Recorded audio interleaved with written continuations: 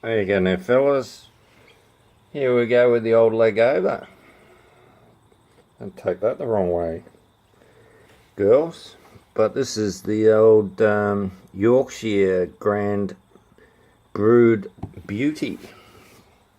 Let's give it a crack. I haven't tried this one. It's always good to get a beer that you haven't had before. It wasn't cheap. It's only 4.5% or something, so it was half a litre, so it's not too bad as long as you don't spill too much of it. Alright, well there it is. The old leg over. I should be giving that to the missus, shouldn't I? Anyway.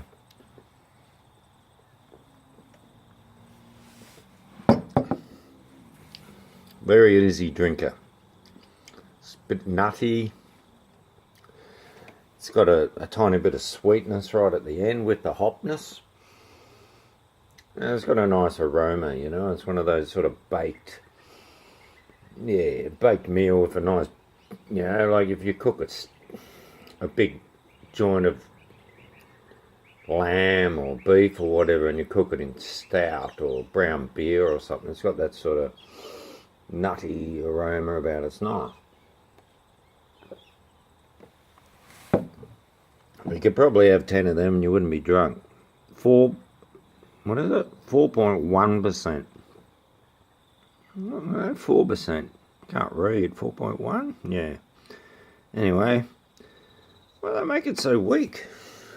I don't know, in Australia, most beers are 5%. And years ago, with the alcohol laws and everything, they started dropping everything. And to drop the alcohol, they're going to change the recipe or the amount of sugar or maybe less hops or add water. It just doesn't taste the same. A lot of the beers that were big sellers in Australia, once they dropped from 5% to 4.9 to 4.8, everyone dropped off them and they had to go back.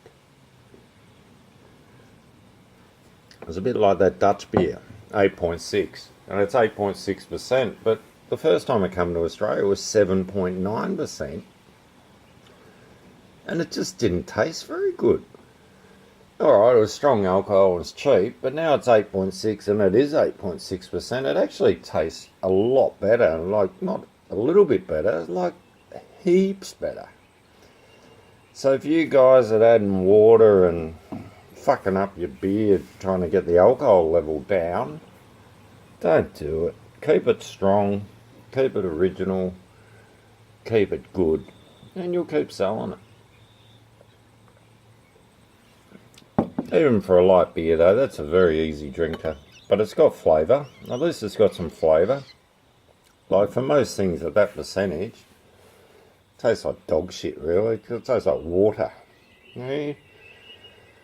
When I was in America, a lot of beers were like 3.8%, 3.5%, 4%. And we would call them Budweiser, Budwater, and, you know, giving them shitty names because it tasted like nothing. Well, I give them one thing in America, the bloody pulled their finger out, and all those craft breweries over there are really good now. And they're catching up to places like this and making them, actually almost putting them to shame because it'll be a lot stronger and maybe the same price as this. I say one thing about England, it's fucking expensive. Expensive for food, expensive for travel, like the train. The train and the subway and all that in London, it's just bullshit. I'm not going back to London, probably ever, I reckon. Been there quite a few times over the years. Back in 85, I was there in 86, I was there in 94, and I was there again, you know, a couple of years ago. And geez, what a lot of money. And it was obscene, really. They say Melbourne's one of the most expensive places to live in the world now. I know men's shoes are probably the most expensive place in the world, and now alcohol is too, but a train travel's not that bad, you know what I mean? You catch a bus or a train, it's not going to wipe you out, not like London. We've got better weather than London, and I reckon we've got a lot better food for the price. You can get good food in London, but you're going to pay through the fucking nose. I remember being there in 85 and ordering like a pub meal. And it was something like £17, you know, for a decent feed. Now that equates to 35 fucking dollars in 1985.